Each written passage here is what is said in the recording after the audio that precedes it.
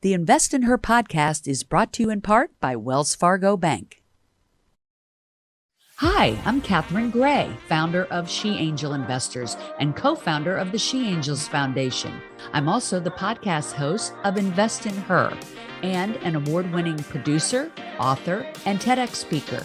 Our show, Invest in Her, features phenomenal female founders and funders. As you know, women receive less than 2% of venture capital funding. Our series is about accelerating the funding of women by connecting them to funding resources. Let's meet today's guest. Welcome to this week's episode of Invest in Her. I'm your host, Catherine Gray, founder of She Angel Investors and co-founder of the She Angels Foundation and producer of the new movie, Show Her the Money. And I am so excited to have on today the co-founder of Entreprenista. It's an incredible community for women entrepreneurs. So let's welcome to the show, Stephanie Cartin. How are you, Stephanie? I am great. Great to see you, Catherine, and thanks for having me on. Nice to see you, too. And I know Entreprenista and Show Her the Money were both in Las Vegas at the Alibaba conference this past year. So that was super fun. And now we're going to be doing a screening of Show Her the Money together. I believe it's in February, right? Yes, starting the end of February, we're going to do the virtual screening, and then we'll be doing our Entreprenista Show Her the Money virtual panel event together for the community on March 5th. We are super excited. I'm excited. We've been doing this 100-city live in-person tour all around the world with the film. And now we're so excited that we're rolling out this virtual opportunity that you're talking about for large groups like Entreprenista as well as corporations. So I'm excited for that new aspect of being able to reach more people with the film. I know so many people are excited about it, but they're always like, how can more people see it? Everybody needs to see this film. So we're excited to do the virtual, and we're super excited to team up with Entreprenista. So today I'm excited. On this show, we're going to talk about how you built out this community. But first, I want to talk a little bit about you personally. Where did you grow up and how did you get involved in this community? Because I know you have a very exciting story of building up a company and having an exit. So we're going to talk about that today. Yes, well, I grew up in Rockville, Maryland, which is right outside of Washington, D.C. Oh my gosh, wait a minute. I grew up right outside D.C. also. Wait, where? Yes, I was born in Alexandria. So, okay, we grew up neighbors. That's cool. I know. We're following each other's footsteps from growing up there to Florida, all the places. Yeah. So when I grew up, I actually did a lot of musical theater growing up. I always loved being on stage and performing in front of people and making people smile and happy. I feel like I was, this born entreprenista. And as a child, I was always selling things. I got my start very early on, actually selling Girl Scout cookies. And I was very excited. At only, I think I was 7 or 8 years old, I was a top seller. And I remember just learning the impact and seeing, when you have a product or a service and people are in need of it and they want it and they buy it, just the impact that can make. And that really just carried with me throughout my entire life. So when it was time to go to college, I actually wanted to go to school for theater, but I wasn't allowed to. And I ended up going to school for hospitality and business management. And while I was at Cornell in the hotel school, it's actually when Facebook first started and we got access to it early on. And I remember thinking, Catherine, I was like, this is going to change everything I'm learning about in college, but I didn't exactly know quite how back then because everything was so new, but I knew I always needed to stay on the forefront with social media. So fast forward, I graduate from college and I start working for Marriott at the time. And, these social platforms are really starting to get quite popular. And I had a lot of friends starting businesses and they were coming to me asking for help with sales and marketing strategies for their business. And I kept saying, you have to start using social media. This is going to be the future of everything. This is how you can connect to your customers. So I was one of the early people starting to create these social media strategies in the very early days. And then I met my business partner, Courtney, through a mutual friend who is also an entreprenista. And we decided to partner together to start this agency, Socialfly, on the side of our full-time jobs. We really worked nights and weekends for 10 months before we said, all right, this is going to be a real business. We have to go all in and do it or not do it at all. So we decided to launch Socialfly full-time, and this is going back 12 plus years ago now. I love that. And Socialfly really was one of the first, not only with social media, but also you represented like influencers, right? Yeah, so we started really in the early days, sharing with brands to start working with influencers because they were really shaping the future of content. And to be able to reach more people at scale, you really needed to work with these influencers. And Catherine, I'm telling you, when we started Socialfly, we had to back then sell the importance of why social media was going to be so important for brands. We were teaching everything about all of these brands about getting on Facebook. And back then it was Twitter, of course, and then Instagram launch. And a lot of these companies just didn't understand everything and had to trust us. This is the next way to be able to talk to people. And clearly that has what has been evolving over the years. I love that. Well, it is interesting how you were an early adapter in all of this. Mm-hmm. And now you all did a big exit this year. Am I right? Yes. So let's talk about that, because I think every entrepreneur that's listening, they dream someday of having an exit. So tell me about that. Who bought your company? How thrilling was that? I want to hear the excitement of this for you and Courtney. I will tell you, when we started to build Socialfly, our agency business, we initially were not building the business to sell. Courtney and I started the business in our early and mid 20s, and we were starting a business that we were so passionate about. We loved creating these social media strategies and seeing the impact it was making for these businesses. Well, about 2 years into starting the agency, I was speaking at an event and I connected with another gentleman who was speaking at the event as well.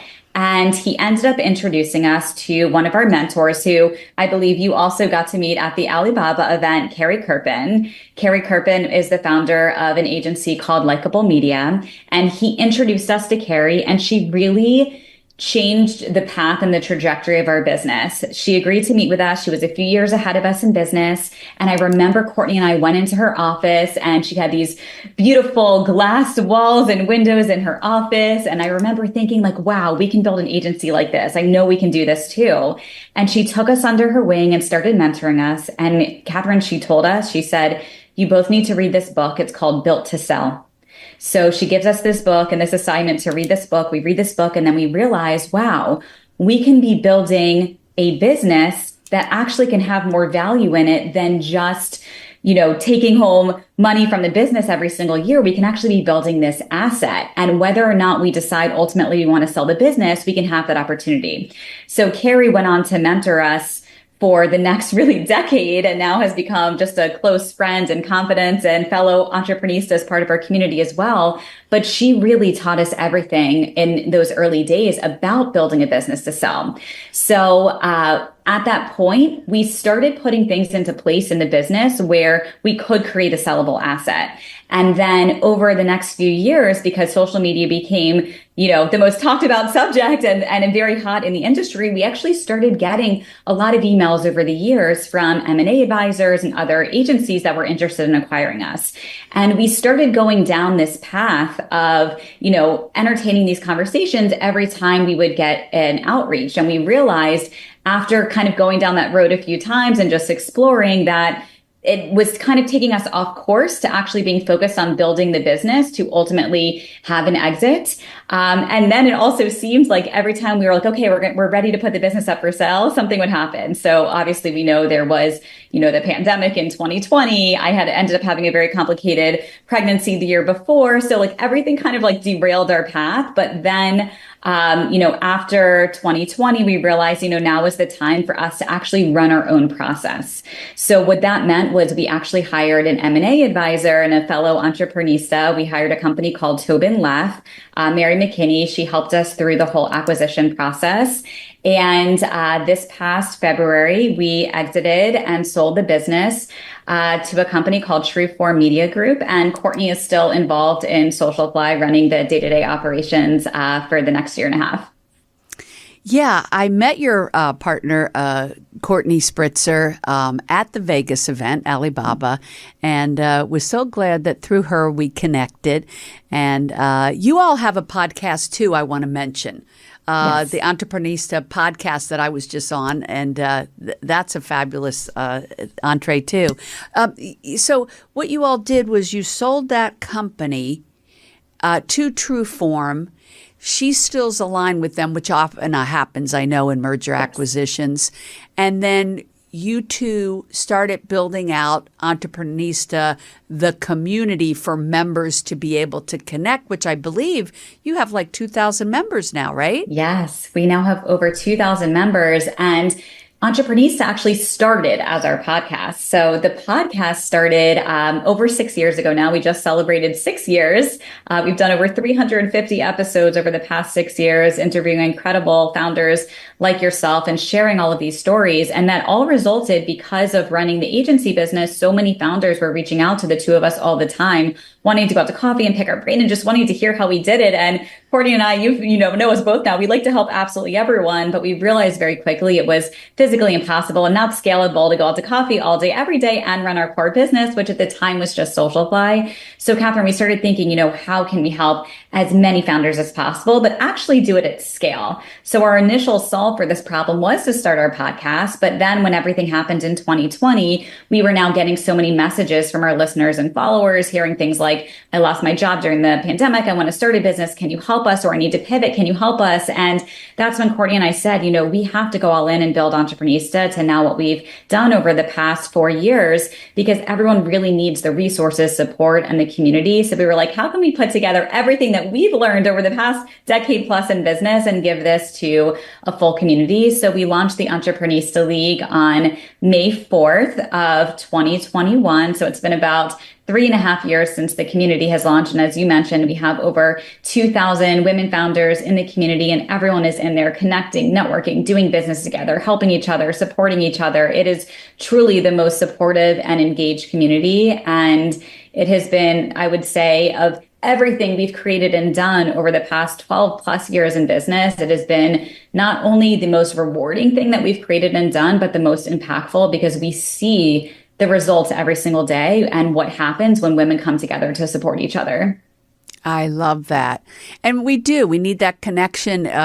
Someone was saying earlier, it could be a tough road being an entrepreneur, but not if you embrace a community like that gives you support, and here you are, building a company, and you come across an obstacle, and perhaps someone else in that community has had the same obstacle, and they can tell you how they overcame it or what resource you need to go through that. That's what I love about community. What do you do within your community? So you put on events, educational opportunities, that type of a thing? Like what all would they get by becoming a member of your amazing group? Yeah, so the first thing is access to the community platform itself, where you can log in and instantly build connections and relationships with other founders. We do virtual learning and networking events every single week, and we also do in-person events as well. So we do a Founders Weekend event, which is a larger in-person event. We also host local meetups. So in different cities, our members are hosting local meetups in their cities, and then we help all of our members get featured, build their personal brands, and get their business out there. So we do a dedicated feature on all of our members on entreprenista.com. One of the, greatest rooms, we call it, in the community platform is the In Search Of room, because as a founder, think about how many questions you have every single day, from what business tool should I use for this? Or does anyone have a recommendation for a bookkeeper or a social media agency? Or is anyone trying this new platform for marketing? And you're instantly able to post and get answers from the community in real time. And then the other thing is just the friendships that are forming. I mean, members, I get DMs and text messages from members and calls every single day in the community saying, thank you for building this, because I now have like best friends who I can build my business with and who understand me and can relate to this. Because a lot of times I hear, and I'm sure you can relate to this too, it can be so lonely building a business, but it doesn't have to be when you're part of a community. And that's why we created it. Yeah. And especially, I think people need to, my focus is on fundraising. I think it's so important that we have these communities to really help us, cheer us on, and connect us to resources, whether it be a line of credit or an angel investor or an introduction to a venture fund, all of those things. So I love what you've built. You're obviously very passionate about it.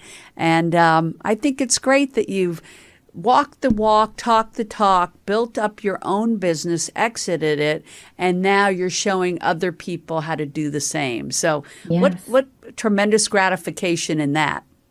It's the best. And Catherine, I want to add one thing to what you just shared about fundraising, right? Because I know so many of your listeners want to hear about fundraising and how to access capital and resources. And so much of fundraising is about your network. And you probably say this all the time too, like your network is your net worth. And it is so true. Like Courtney and I have been able to build the businesses we have built because of the incredible relationships that we've created over the years. And we want to be able to open up all of those relationships to the members of our community to have just a little bit of an easier time building a business or raising capital, because it's really, really, really hard, but it doesn't have to be as hard when you have that right support system. So some of the events that we do in the community are office hours with experts. A lot of them, expert founders, a lot of them have fundraised for their business. A lot of these founders have been able to access grants for their business. And you also, of course, met Kat Weaver at the event as well. And Kat and Katie from Power to Pitch, they host office hours in the community. So we're always sharing these funding resources in the community, which is so important. We have to share our network and make introductions and connect people. That's how business gets done. It's totally key. And I'm glad that you all do that as well. Also, I want to talk about the fact that, I just love when women are successful business people who end up paying forward and giving back as investors. And I know you're an angel investor now. So tell me a little bit about that, your foray into that arena, what type of businesses you like to invest in, and any story that you'd like to share about that particular aspect.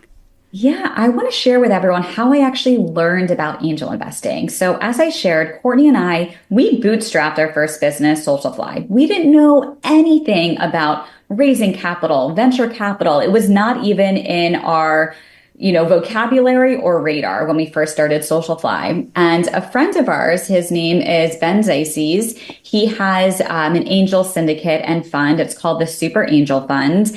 And I had seen that he was talking about investing in startups. And I got really curious. And I'm like, Ben, can you teach me about this? Can you share what you're doing? Like, what does this actually mean to be able to invest in startups? And this is going back now in 2017, 2018. So I remember he met with me and Courtney. We went out for breakfast. He started explaining everything to us. And I was thinking, I'm like, why is this not public information? Why am I having to go find this information and seek this information? And it seems like you have to be on this inside club to get access to these deals, and they're not public. So he said the best way to learn how to angel invest is actually to invest. And he's like, I'm doing a syndicate for a company. You can put in only a couple $1,000s. You don't have to be, an LP in a fund and put in $50,000 to $100,000. You can put in $1,000, $2,000, $3,000 and just learn the process. So that's what I did. And Ben held my hand through the process and really started teaching me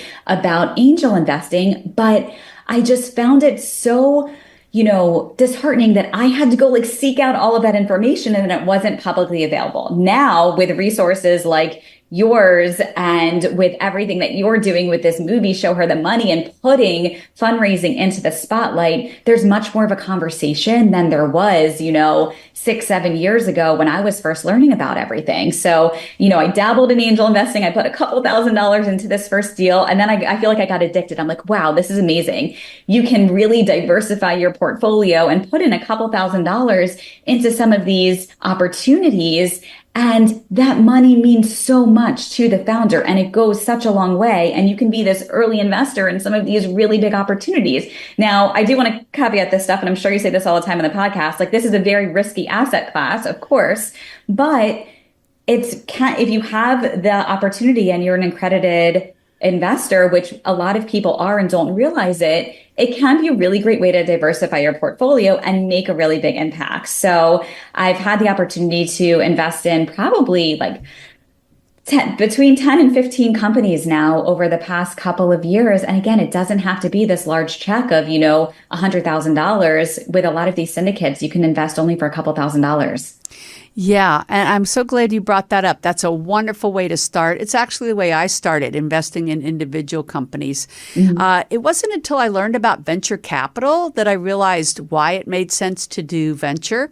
And one of the things I love about it is it's kind of like a mutual fund. You're pooling your money with other people to build a fund that the general partners that have a background in this arena will get the deal flow for you, so you don't have to go look for the companies that you want to invest in, and will actually vet it for you as well.